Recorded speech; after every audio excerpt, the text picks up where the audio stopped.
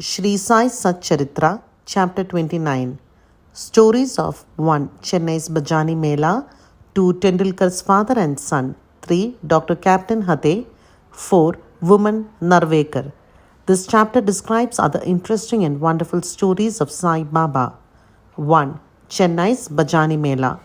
It was in the year 1916 when a Chennai's Bajani Mela party of the Ramdasi Panth started on a pilgrimage to the holy city of Benares.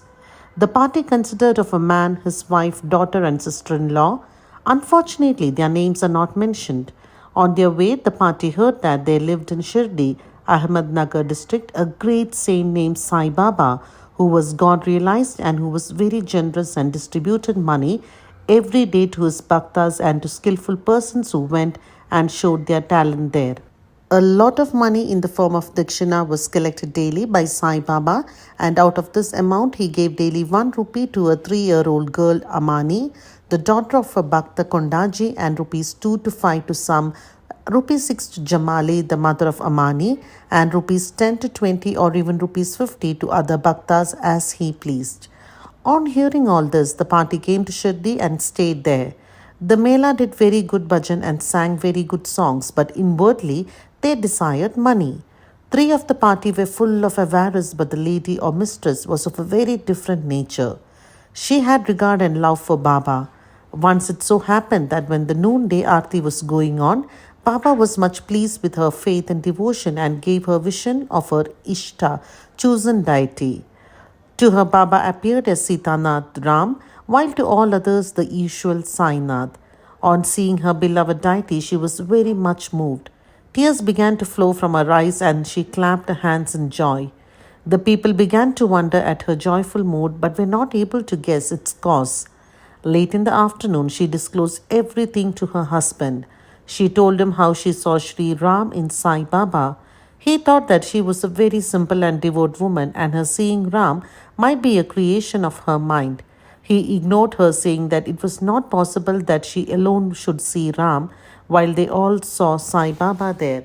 She did not resent this remark, as she was fortunate enough to get Ram Darshan as and when her mind was calm and composed and free from avarice. Wonderful vision.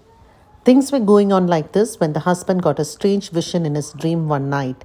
He was in a big city. The police there had arrested him, tied his hands with a rope and put him up in a cage, lock-up. As the police were tightening the grip, he saw Sai Baba standing quite outside near the cage. On seeing Baba so close, he said in a plaintive tone, "After hearing your fame, I resorted to your feet. Then why should a calamity befall me when you are standing here in person?" Baba said, "You must suffer the consequences of your action." He said, "I have not done anything in this life which would bring such a misfortune on me." Baba said, "If not in this life, you must have committed some sin in your past life." He replied, "I do not know anything of my past life, but assuming that I did commit some sin then, why should it not be burned and destroyed in your presence as happens to dry grass before fire?" "Baba, have you got such faith?" He, "Yes." Baba then asked him to close his eyes. No sooner did he shut them than he heard a thumping sound of something falling down, and after opening his eye, he saw that he was free and the police fallen down bleeding. Being much frightened, he began to look at Baba, who said, "Now you are well caught. Officers will now come and arrest you." Then he begged, "There is no other savior except you. Save me anyhow."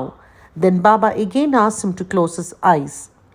He did so, and when he opened them again, he saw that he was free out of the cage and that Baba was by his side. He then fell at Baba's feet. Baba then asked him, "Is there any difference between this namaskar and your previous ones? Think well and then reply." He said, "There is a lot of difference. My former namaskars were offered with the object of getting money from you, but the present namaskar is one offered to you as God. Besides, earlier I thought resentfully that you, being a Mohammedan, were spoiling us the Hindus. Baba, do you not believe in your mind in Mohammedan gods?" He said, "No." Then Baba said, "Have you not got a panja, emblem of hand, in your house, and do you not worship the same in Tabut, that is Mohanam festival? Also there is in your house another deity by name Kadibbibi, whom you appropriate and appease on marriage occasion and other festivals. Is it not so?" He admitted all this. Then Baba said, "What more do you want?" Then a desire arose in his mind to get the darshan of his Guru Ramdas when Baba asked him to turn back and see. And when he turned around, lo, Ramdas was in front of him. No sooner did he bend to all at his feet, Guru Ramdas vanished. Then he inquisitively asked Baba, "You look old. Do you know your age?" "Baba, what? Do you say I'm old? Just race with me and see." On saying this, Baba began to run and he too followed. Baba disappeared in the dust raised by his footsteps while running, and at that moment man was awakened. After waking up, he began to think seriously about the dream vision. His mental attitude was completely changed and he realized the greatness of Baba. After this, his doubting tendencies disappeared and pure devotion to Baba's feet descended on his mind. The vision was a mere dream, but the questions and answers therein were more significant and interesting. Next morning, when all assembled in the masjid for the arti, Baba gave him as prasad 2 rupees worth of sweetmeats and also 2 rupees from his pocket and blessed him. He made him stay there for a few more days and gave him his blessing, saying, "Allah, God will give you plenty and He will do you all good." He did not get more money, but he got far better things with Baba's blessings, which stood him in good stead all along. The party got plenty of money afterwards and their pilgrimage was successful as they did not suffer any trouble or inconvenience during their journey. They all returned home safe, thinking of Baba's words and blessings and the Anantha bliss they experienced by his grace. This story illustrates one of the methods which Baba followed in some cases to improve and reform his devotees. 2. Tendulkar family. They lived in Bandra, a suburb of Mumbai, a Tendulkar family, all the members of which were devoted to Baba. Mrs. Savitribai Tendulkar has published a Marathi book named Shri Sai Bhajan Mala containing 800 abhangas and padas describing the leelas of Baba. It is a book worth reading by those who are interested in Baba. The son, Babu Tendulkar, was studying hard day and night and wanted to appear for the medical examination. He consulted some astrologers. On examining his horoscope, they told him that the stars were not favorable that year and that he should not appear for the examination next year when he would be certainly successful. This cast a gloom over him and made him restless. A few days afterwards, his mother went to Shirdi and saw Baba. Amongst other things, she mentioned the gloomy and morose condition of a son who was to appear for the examination in a few days. On hearing this, Baba said to her, "Tell your son to believe me, to throw aside horoscopes and predictions of astrologers and palmers and go on with his studies. Let him appear for the examination with a calm mind. He is sure to pass this year. Ask him to trust me and not to get disappointed." The mother returned home and communicated Baba's message to her son. Then he studied hard and in due course appeared for the examination. In the written papers he did well, but being overtaken by doubts, he thought that he would not secure sufficient marks for passing. So he did not care to appear for the oral examination, but the examiner was after him. He sent word through a fellow student stating that he had passed in the written examination and that he should appear for the oral. The son, being thus encouraged, appeared for the oral examination and was successful in it also. Though he got through the examination that year successfully by Baba's grace, though the stars were against him as indicated, it is to be noted here that doubts and difficulties surround us just to move us and confirm our faith. We are tested as it were. If we only hold on steadily to Baba with full faith and continue our endeavors, our efforts will be ultimately crowned with success. The father of this boy, Raghunath Rao, was serving in some foreign mercantile firm in Mumbai. As he grew old, he was not able to attend to his work properly, and so he had to take leave and rest. As he did not improve during the period of leave, a further extension of leave or premature retirement from service was inevitable. The chief manager of the firm decided to retire him on pension as he was an old and a reliable servant. The question regarding the amount of pension to be given was under consideration. He was getting rupees 150 per month and his pension, that is half the amount, was rupees 75, would not be enough to meet the expenses of the family. So they were all anxious about this matter.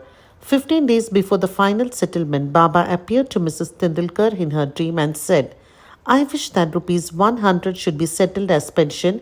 Will this satisfy you? She replied, Baba, why ask me this?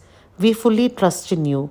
Though Baba said rupees 100, still he was given 10 rupees more, that is rupees 110 as a special case. Such wonderful love and care did Baba exhibit towards his bhaktas. 3. Captain Hate. Captain Hate, who was staying in Bikaner, was a great devotee of Baba.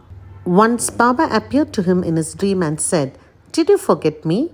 Hate then immediately held Baba's feet and replied, If a child forgets his mother, how could he be saved? Then Hate went into the garden and took out fresh val papadi, vegetables, and after arranging shidda, ghee, wheat flour and dal, etc., and dakshina, was about to offer all this to Baba when he was awakened and came to know that the whole thing was a dream. Then he decided to send all these things to Baba at Shirdi. When he came to Gwalior some days afterwards, he sent rupees 12 by money order to a friend with instructions that rupees 2 should be spent in buying Shidda articles and Val Papadi vegetables, and those should be offered to Baba with rupees 10 as dakshina. The friend went to Shirdi and purchased the things mentioned, but Val Papadi was not available. In a short time, a woman turned up with a basket on her head, which curiously enough contained the Val Papadi vegetables. It was purchased and then all the things were offered to Baba on behalf of Captain Hate. Mr. Nimonkar prepared the Naivedya, rice and Val Papadi vegetables, next day and offered the same to Baba. All the people were surprised to see that Baba, while dining, took and ate Val Papadi and did not touch rice and other things. Hate's joy knew no bounds when he learned this from his friend. Consecrated rupee. At another time, Captain Hate wished that he should have in his house a rupee consecrated by Baba with his touch. He came across a friend who was bound for Shirdi. Through him, Hate sent his rupee. The friend went to Shirdi and after the usual salutation gave first his dakshina, which Baba accepted. Then he gave Hate's rupee, which Baba took in his hand and began to gaze at it. He held it in front, tossed it up with his right thumb and played with it. Then he said to the friend, Return this to its owner with the prasad of Udi. Tell him that I want nothing from him. Ask him to live in peace and contentment. The friend returned to Gwalior, handed over the consecrated rupee to Hate and told him all that happened at Shirdi. This time, Hate was much pleased and realized that Baba always encouraged good thoughts, and as he wished intently, Baba fulfilled the same accordingly. 4. Vaman Narvekar. Now let the readers hear a different story. A gentleman named Vaman Narvekar loved Baba very much. He once brought a rupee. On one side, obverse of it were engraved the figures of Ram, Lakshman and Sita, and on the other, reverse side was engraved the figure of Maruti with folded hands.